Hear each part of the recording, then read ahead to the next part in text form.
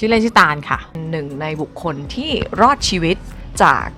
โรคมะเร็งคุณหมอบอกว่าอยู่ได้1 เดือนก่อนที่จะทราบว่าเป็นได้ขอคนรักแต่งงานผลตัดสินใจแล้วว่าผลนัดแต่งถึงแม้ว่าพี่ตาจะป่วยเป็นโรคมะเร็งก็จะอยู่ได้ไม่นานคือถ้าผ่าตัดปุ๊บทุกอย่างเนี่ยคือลืมกลับมาที่พี่ตาลกันเดี๋ยวทุกคนที่ตอนที่ตื่นมาปั๊บแล้วนี่ห้องใครตื่นมาตอนนั้นตอนกลางคืนปวดท้องแบบจากเข้าห้องน้ำก็เห็นผู้หญิงคนเนี้ยเราก็บอกสะกิดเธอฉันจะเข้าห้องน้ำอะไรเงี้ยเขาก็พาไปแล้วเรารู้สึกเราไม่ได้รู้สึกเลยคือเราสายตาเราไม่รู้ว่าสายตาสั้นก็มองเขาไม่ชัดอยู่แล้วก็คือเข้าห้องน้ำเสร็จปุ๊บก็เดินเข้ามาถึงปุ๊บคงฝันละตื่นเช้ามาเอ้าคนเดิมห้องเดิมทุกอย่างเหมือนเดิมหมดเลยอยู่ที่ไหนแล้วอะไรเนี่ยแล้วก็แบบมองไม่เห็นเลยเขาก็เลยเดินบีบแว่นค่ะเราก็เลยงงว่านี่เราสายตาสั้นหรออะไรเงี้ยแล้วพอใส่แว่นปุ๊บก็มองแล้วว่าเนี่ยผู้หญิงคนนี้คือใครแต่ใจคือแบบยัยนี่ใครหรือเปล่าใครวะอะไรเงี้ยมันมีในหัวสักนิดไหมสวยโอ้ตอนนั้นไม่มีสติค่ะแล้วสติแบบสติมามองตอนเดียวคือมองรูปถ่ายเพราะว่าเป็นคนว่าผมยาวแต่ในรูปเฮ้ยเราใส่ชุดสูทแล้วแบบเป็นรูปเราเขากับเขาแต่งงานซึ่งกับเขาเราก็มองก่อนมองจากรูปแล้วก็มองเข้าอีกทีแล้วก็มองรูปแล้วก็มองเข้าอีกทีแบบเฮ้ยเรารูปแต่งงานนี่หว่าถ้าไปรูปสุดท้ายคือใส่เสื้อสีดำถือแซกที่ตัวเองจองไว้แล้วยังไม่ได้คือในเวลานั้นเรารู้สึกว่าเรายังจองไม่เรายังไม่ได้แซกตัวเนี้ยเราถือแซกตัวนี้ถ่ายรูปเราก็งงว่าเฮ้ยทำไมเราโกนผมทำไมอะไรอย่างเงี้ยเราก็เลยถามเขาก็ตอบว่านี่เธอไปเป่าแซกข้างวังในโรงเสียแล้วก็แบบเสียใจในสิ่งที่ไรหลวงเสียเพราะว่าความทรงจำที่ถูกลืมนั้นย้อนกลับไปตอนนั้นท่านยังไม่เสด็จใช่เพราะเราอยู่แค่มหาลัยเองเรายังจำเขาไม่ได้เลยตอนนั้นเรากลับไปอยู่ในความทรงจำตอนอายุเท่าไหร่นะ21 ป่ะ21กลับไปเป็นเด็กอายุ21ทั้งที่อายุจริงตอนนั้นคือเขาก็จะทำหน้าตาเหมือนแบบงงๆว่าผลนั้นคือใครผลนั้นได้ทราบจากทางคุณหมอมาแล้วค่ะว่าพี่เขาจะมีภาวะเรื่องเกี่ยวกับความจำอย่างเงี้ยค่ะแกหน้าตาเลิกลากก็เลยบอกแกว่าผลเป็นใครแต่เขาก็เหมือนไม่เชื่อนะเขาก็เหมือนงงเหมือนกันก็เอาแต่ใจตัวเองแบบสุดๆค่ะช่วงนั้นกลับไปเป็นเด็กนักศึกษาวัย21ใช่ก็คงจำไม่ได้บอกว่าแบบตัวเองต้องติดต่อใครเพื่อนคือใครอะไรยังไงอย่างเงี้ยค่ะแต่เขาจะจำเพื่อนสมัยที่เรียนได้นะคะเขาก็บอกเขาไงว่าเนี่ยเราเป็นแฟนกันเนี่ยเราแต่งงานกันนะก็ให้เขาดูรูปแต่เหมือนกับความรู้สึกเขาอะค่ะมันไม่ได้อินกับเราในสิ่งที่เราบอกเรารู้สึกเหมือนยังไงคะเหมือนแบบมีลูกมีน้องตอนนั้นรู้สึกว่าเขาเป็นพี่ถ้าเขาไม่คิดว่าเราเป็นแฟนเขาก็ไม่ได้สนใจแล้วค่ะเขาไม่ได้ถ้าเขาอยากจะไปเที่ยวถ้าเขามีเพื่อนไปเราก็ให้เขาไปเราฝันว่าเราลืมแล้วเราก็โดนเพื่อนแกล้งอยู่ในฝันวันเดียวอยู่ในฝันแต่จริงก็คือเรื่องจริงก็คือเพื่อนแกล้งจริงแล้วกี่วันคะก็คือวันเดียวที่กลับมาจำได้1 วันที่หลับตั้งแต่เช้าถึงเย็นใช่แต่ยังไม่ได้บอกเขานะเนี่ยเขาไม่ได้รู้ใช่เดี๋ยวเคลียร์กันหน่อยดีไหมคะเพราะว่าเกิดสงสัยเหมือนกันอยู่ในฝันวันเดียวแปลว่าอะไรที่พี่ตาเป็นมันเกิน1 วันนะคะก็เลยงงว่าที่เหลือแกล้งใช่ไหมไม่ใช่ฉันมาจำได้ตอนที่ว่าฉันถามหมอเมย์อยู่ดีเราเข้าสู่คลับก่อนอันนี้เขาไม่รู้จริงๆค่ะจำไม่ได้เท่าไหร่เป็นก็9 เดือนแต่ว่าตอนที่พี่กลับมาพี่ยังไม่ทันบอกไม่ใช่จะบ้าเหรอเดี๋ยวก่อนฟังก่อนเดี๋ยวก็คือง่ายว่าสิ่งนี้ไม่ได้แพลนวันที่กลับมาจำได้คือมันมีอะไรไม่เหมือนเดิมเราก็เลยแบบให้แปลกใจก็เลยโทรไปถามไม่โทรถามเขาโทรหาหมอเลยว่าหมอเกิดอะไรขึ้นหมอก็เล่าให้ฟังนี่ดูจนทุกอย่างดูในเอกสารจนจำได้ว่าเฮ้ยนี่เราลืมจริงๆหรออันนี้คือผ่านมาแล้ว9 เดือนผ่านมาแล้วแต่ว่าไม่ได้บอกเขาซึ่งวันนี้เขาก็เพิ่งรู้วันแรกจำวันนั้นได้แล้วก็เลยบอกหมอว่าเราจะไม่บอกเขาจนกว่าหมอจะเฟิร์มว่าเรากลับมาจำได้จริงๆแต่หมอก็พูดคำนึงว่าวันหนึ่งเขาก็จะต้องรู้ในสิ่งที่เราเป็นว่าเราจำได้แล้วใช่เพราะเราคิดว่าการที่เราลืมเขามันเป็นสิ่งที่ทำให้เขาแย่คือหนึ่งช่วงหลับคือ9 เดือนของคุณใช่ในขณะที่1ช่วงหลับของเขาคือ9 เดือนจริงๆของเราถามคำถามพี่ฝนคำเดียว9 เดือนที่พี่ฝนฟันฝ่ามัน มันที่มันทะเลาะหรือว่าอะไรด้วย คนนี้ไม่ใช่คนที่เราจะแต่งงานด้วยนี่ ไม่ใช่เด็กอายุ21คนนี้ใช้กำลังใจหรือว่าคืออันนี้แบบเป็นอาการเผือกเต็มตัว ใช้กำลังใจหรือว่าใช้ ต้อง ใช้ สร้างยังไงอะ ใช้บอกตัวเองยังไงให้อยู่กับคนคนหนึ่งที่คนนี้ไม่ใช่คนที่เราจะแต่งด้วยอ่ะ 9 เดือน ใช้ความอดทนค่ะ มีได้คุยกับทางเพื่อนพี่ตาลด้วยอะค่ะ แบบอารมณ์ฝนก็แรงเหมือนกัน พี่ตาลก็แรงฝนจะทำยังไง ก็คือมีคนให้คำปรึกษาอยู่ข้างๆอะค่ะ มีโมเมนต์ที่เราแบบนี่เรารักกันไหม มีค่ะ มี เพราะว่า เขาบอก ช่วงที่เขา เลยด้วย ลืมนี่คือเขาไม่สนใจอะไร ไม่บอกเลยเธอบอกเลิกฉัน เธอบอกเลิกฉัน ถึงขั้นบอกเลิกเลยค่ะ เออ เพราะว่ามันอึดอัดด้วยหลายอย่าง เขาบอกเลิกเรา เพราะว่าเราทำในสิ่งที่เขาต้องการไม่ได้ ไม่ทะเลาะกันแล้วก็เขาก็บอกว่าเขาไม่ไหวแล้ว เราเลิกกันเถอะ นี่ ใช่ค่ะน่ารักค่ะ ไม่บอกแล้วความหล่อมันหายไปตรงนี้แหละ คือหมาจะหล่อทันที นี่ตัวผู้ด้วย ก็คือบอกเลิกอะ ค่ะ แล้วเราก็ไปนั่งร้องไห้อยู่ริมถนน อืม แล้วตอนนั้นรู้สึกไหมว่านี่ภรรยา โอ้ด่าขนาดนั้นแม่ แม่เลย มันแปลกนะที่เราตื่นมาเจอคนแปลกหน้าแล้วคนนี้แต่งงานด้วยเหรอ แล้วเรากลับไปเป็นใครก็ไม่รู้เพราะฉะนั้นเราถ้าเป็นเราตื่นมานะแฟนอยู่ไหนแฟนตอนนั้นอยู่ไหน หรือชีวิตเราคืออะไร ใช่เพราะฉะนั้นเขาอยู่กันมาได้มันเราว่ามันมีจิตสำนึกบางอย่าง เดี๋ยวถามเขาก่อนว่าอยู่ได้ไหมถามเขาก่อนเขาอยู่กับเราได้หรือเปล่า ตอนนั้นไม่แต่เขามีความรักให้พี่ตาลอยู่แล้วไงถูกไหมตอนนั้นน่ะ เพราะว่าคุณคือ ก็เลยต้องอดทนค่ะ คุณคือคนที่ฉันแต่งงานด้วยอ่ะ อดทนขั้นสุด ใช่ แต่พี่ตาลตื่นมาคือเธอเป็นใครอ่ะ พี่ตาลไม่รู้สึกอะไรกับเขา นั่นคือคนแปลกหน้า แล้วพี่ตาลอยู่กับเขาทำไมอะคะ ด้วยความว่าดีใจมาก คือดีใจมากแล้วแบบเห็นรูปแบบเฮ้ยเอาว่าอย่างน้อยก็มีแฟนสวยเว้ย อะไรเงี้ยแบบเด็กมหาลัยไงอย่างน้อยก็มีแฟนสวยเว้ยแบบในกล้องมันสวยมากเลยเว้ยอย่างน้อยก็กินได้วะเอาพูดตรงๆเฮ้ยเธอกินได้เว้ยเฮ้ย ไม่ได้แปลว่าได้กินเนาะ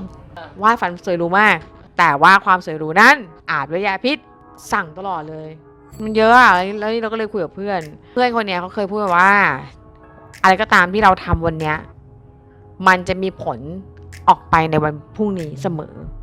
เรารู้สึกว่าเฮ้ยทำไมคำเนี้ยเราจำได้ เรายอมรับตรงนั้นไหมว่าเรา lost ความทรงจำ ตอนนั้นไม่ได้รู้สึกอะไรเลยเพราะรู้สึกว่าเราปกติมากหัวเหอะมันไม่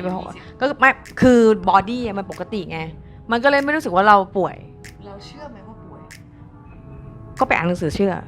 เราเขียนไว้ ใช่เราเขียนไว้แล้ว ก็ ว่า เลย ใช่ เชื่อตัวเองด้วยนะ ใช่ เชื่อว่าเฮ้ยโอเคว่าเราป่วยเราเขียนอยู่อะไรเงี้ย ในวันที่มันผ่านไปแล้ว9 เดือนแล้วอยู่ดีๆ วันหนึ่งเขาจำได้อะ reaction เราเป็นยังไงคะตอนนั้น ก็งงๆเหมือนกันนะคะ เหมือนแกล้งอ่ะเหมือนแกล้งแต่ว่าพอหมอเมย์เขายืนยันว่า เอ้ยเขาจำไม่ได้จริงๆแล้วเขาก็กลับมาจำได้แล้วก็ดีค่ะ เขาจะได้ไม่ดื้อมาก เรา แล้วก็เลิกตีกัน เรารู้สึกไหมว่าเรากลัวที่จะจำได้แป๊บเดียว จำไม่ได้อีกรอบหนึ่งอะค่ะ ไม่กลัวแล้วค่ะ เพราะว่าผ่านมาแล้วรู้แล้วว่าถ้าเขาจำไม่ได้อะนิสัยเขาจะเป็นแบบนี้ เรารู้แล้วเราก็เลยจะไม่กลัวแล้ว แกล้งเขาได้แหละ เอามันแล้วตอนเนี้ยคือจะได้ไม่ต้องเครียด ผ่านช่วง3 เดือนนั้นมาเป็นเวลากี่ปีแล้วคะ 4 ปีแล้วนะคะ อยากรู้ว่าพี่ฝนแบบมีวิธีคิดอะไรยังไงบ้าง ถ้าวันหนึ่งไม่มีพี่ตาลเนี่ย เราก็อยู่ได้ เพราะว่าเหมือนกับสภาพจิตใจเราอะอยู่ตลอดเวลาว่าเขาไม่รู้ไปวันไหน ให้กำลังใจตัวเองด้วยแหละว่าอย่างน้อยเนี่ย เราก็อยู่กับเขามาเกิน3 เดือนแล้วนะตอนเนี้ยเราอยู่กับเขามาคุ้มแล้วเนี่ยมันคือกำไรชีวิตแล้วที่เหลือจะอะไรจะเกิดขึ้นอะเราก็รับพร้อมที่จะรับมันช่วงนี้พี่ตาลเขาก็มีอาการเยอะขึ้นกว่าเดิมอะค่ะยาก็มีเพิ่มมากกว่าเดิมหลายๆอย่างในร่างกายเขาก็เปลี่ยนไปไม่เหมือนเดิมเราก็พยายามให้กำลังใจ ว่าเขาอยากจะทำอะไรก็ให้เขาทำพยายามไม่ตีกันนะคะช่วงนี้ กับพี่ฝนที่เป็นคนข้างๆ ที่ไม่ไปไหน สำหรับพี่เองเนี่ยค่ะซัพพอร์ตอะไรเขากลับไปมากคะแบบแชร์ให้พวกหนูฟังหน่อยได้ไหม พรุ่งนี้เขาต้องมีธุระที่มันสำคัญสำหรับเขาเนี่ย แล้วไม่มีเราข้างๆเนี่ย มันไม่ได้ คืออะไรก็ได้ที่ทำให้เขาอะถ้าวันที่เราไปกับเขาแล้วเราล้มอะ ค่ะ ก็ถือว่าเราได้ทำแล้วไง เคยบอกเขาอย่างนี้ป่ะคะ ก็บอกเขาอยู่ตอนนี้ไง เทปนี้เป็นการคุยกันครั้งแรกของหลายๆเรื่องเนาะ หลังจากที่เรากลับไปเป็นเด็กอายุเท่านั้น เราเจอผู้หญิงคนนี้ คนแปลกหน้าคนนี้ที่เราแต่งงานด้วยแล้วเราก็ต้องมาอยู่ด้วยทะเลาะกันอะไรก็ตาม เรากลับมาจำได้ว่าคนนี้แหละคนแปลกหน้าคนนี้แหละคือคนที่ฉันแต่งงานด้วยและฉันรัก9เดือนหรือคืนหนึ่งของเรานั้นน่ะมีเขาและตลอดเวลาทั้งชีวิตก็เขารักเขามากขึ้นไหม เราก็รักเขานั่นแหละ เพียงแต่ว่าเราคิดว่าสิ่งที่เราเป็นน่ะเราอาจจะทำให้เขารักเราน้อยลงรักน้อยลงไม่เป็นไรแต่ขอให้บอก บอกว่ารักน้อยลงคือยังไงอะคะอยากรู้ คือแบบว่า คือแบบว่า คือเราไม่รู้ว่าสิ่งที่เขาต้องการอ่ะมันมากน้อยแค่ไหน แต่ว่าเราก็ทำให้มันเต็มที่ที่สุดความเต็มที่สำหรับเรา10เต็ม100เลยของเราเนี่ยมันอาจจะเป็นแค่เศษเสี้ยวหนึ่งที่เขารู้สึกว่าเขาต้องการ รักค่ะ ไม่รักก็คงจะไม่อยู่ข้างๆคอยดูแลแล้วก็คอยตีกันอย่างนี้อะค่ะ แล้วเมาส์ตีกันด้วยอะคะ คนเรามันก็ไม่ได้สมบูรณ์แบบทั้งหมดไงคะมันก็ต้องมีที่บางอย่างก็ต้องมาปรับจูนกัน 4 ปีเหมือนว่าสิ่งที่พี่เป็นอ่ะมันอาจจะทำให้เธอรู้สึกเหนื่อยหรือหนัก ตัวเองเป็นภาระเหรอ ส่วนหนึ่งใช่ ส่วนหนึ่งว่าเราเป็นภาระสำหรับเขาค่อนข้างเยอะ แต่ตัวฝนไม่ได้มองว่าพี่ตันภาระนะคะ เราถือว่าเราอะเลือกแล้วที่เราจะคบกับคนนี้แล้วเรา พลาดหรือเปล่า ว่าเขาคนนี้เป็นเรื่องอะไร หนูเห็นเลยค่ะว่าทำไมพี่ทะเลาะกัน พี่ตาลค่ะยินดีด้วยกับทั้งพี่และพี่ฝนจริงๆ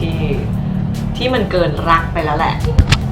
รอมหานากาศกอไก่นี่เป็นอะไรที่เบสิกมากถ้าเทียบกับสิ่งที่พี่เผชิญกัน มันอาจจะเป็นสิ่งที่คนธรรมดาทั่วไปเจอในวัยหลังเกษียณแต่พี่มาเจอกันในเฟสที่แต่งงานปุ๊บใช่มันเกษียณเลยแล้วเป็นเกษียณที่อีกคนไม่ได้เกษียณด้วยอีกคนก็ยังต้องทำงานนะแล้วเด็กคนนี้เราก็ต้องดูแลจะดูแลตัวเองยังไงในเมื่อเขาก็มีคอนดิชันของเขาเพราะฉะนั้นภาวะเกษียณที่มันบีบให้เราลงมาเหลือไม่กี่ปีอะแทนที่เราจะไปเจอตอน60พี่ผ่านอะไรมาเยอะมากอะนับถือเราก็ซาบซึ้งขอบคุณที่แลกเปลี่ยนแชร์กันให้ได้ยินวันแรกที่ได้คุยกับพี่ตาลให้ดูคลิปอันนี้คือร้องไห้แบบดูไม่จบเพราะเรารู้สึกว่ามันเป็นภาระที่ต้องแบกรับโดยบังคับคือถ้าเป็นเราฉันก็แต่มันนิดนึงตรงที่โอ๊ยกดดันด้วยอะไรอ่ะมันกดดันด้วยคอนดิชันที่เลือกไม่ได้แล้วมันเป็นปัจจัยที่ควบคุมไม่ได้เลยสักสิ่งแล้วระหว่าง9เดือนนั้นนะเรายังคุยกับพิธีกรคู่เนี่ยค่ะว่าอะไรคือกำลังใจของพี่ฝนอะไรคือทำให้พี่ฝนยังยืนอยู่ยังอยู่แล้วพี่ฝนก็บอกมาว่าก็คุยกับเพื่อนพี่ตาลไงแต่ก็ต้องมีร้องไห้แหละในวันที่มันเหนื่อยอ่ะพี่ฝนก็บอกว่าถ้าไม่รักจะอยู่หรอมันจบทุกอย่างแล้วพี่ตาลมันไม่มีรักน้อยลงแล้วแหละวินาทีเนี้ยค่ะหนูเป็นผู้หญิงหนูอาจจะแบบอินในแนวนี้พี่ตาลอาจจะแบบว่ามีความมัสคูลีนแล้วแบ แต่ บ พี่อย่าเล่นดิพี่อย่าเล่นดิ นี่ เขากำลังซึ้งพี่อย่าเข้าใจเขินก็พูดมาหนูเห็นหลายทีแล้ว สิ่งที่เขาบอกว่ารักเราอ่ะแต่การกระทำเรารู้สึกว่ามันฮาร์ดคอร์อะ ห่วง ความเป็นห่วงจะเยอะขี้บ่นก็เลยจะเยอะตอนเช้ากินข้าวหรือยังกินยาหรือยังอะไรอย่างนี้จะเป็นคำถาม ไม่ได้ชอบ แบบเขาเพราะว่าเราเป็นห่วงเขา เขาอาจจะถามเพราะว่าวันหนึ่งเขาอาจจะไม่ได้ถามแล้วไง ใช่ ถูกไหมเพราะฉะนั้นเขาก็ทำเต็มที่ในวันนี้ของเขาจริงๆอะมันไม่โรแมนติกใช่ไหมคะถ้าจะมาจู้จี้กัน ใช่ เหมือนหนูย้ายฝ่ายทันทีเลยเนาะเหมือนหนู ใช่ ย้ายฝ่ายหนูยังอยู่ทีมพี่ฝนหนูแค่อยากสื่อสารโอเค หน้าตาของเขาเป็นแบบนี้ไงความรักของเขาณโมเมนต์นี้ที่ผ่านกันมามันออกมา กินข้าวเนี่ยเธอเดินเนี่ยเธอไม่แล้วเนี่ยยาวเป็นไง ในขณะที่พี่ตาลก็ยังรู้สึกว่าในเมื่อเราใช้ชีวิตมาเต็มที่ขนาดเนี้ยเราก็อยากจะมีโรแมนติก ใช่ กับแฟนกับคนรักของเราที่อยู่ตรงนี้ ชอบแบบนี้ใช่ไหม เวลาจะไม่กินผักเลย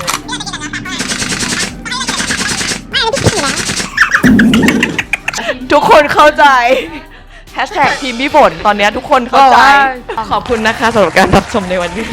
ขอบคุณพี่ตาลด้วยนะคะขอบคุณดารดด้วยนะคะขอบคุณพี่ฝนด้วยนะคะนี่เป็นเรื่องของผัวเมียนะคะค่ะเรื่องการวางกล้องของทางบ้านนะคะ